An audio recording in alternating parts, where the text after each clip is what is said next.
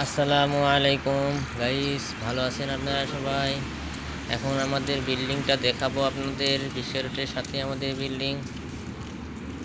কেমন লাগছে একটু লাইক কমেন্টে বলবেন।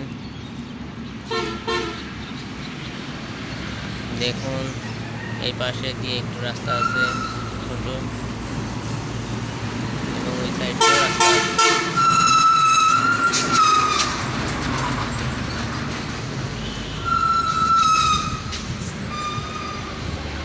আমি এখন দোকান খুলবো। ওই যে আমার দোকান দেখা যাচ্ছে। আল্লাহর নাম নিয়ে খুলবো দোকান। বিসমিল্লাহির রহমানির রহিম।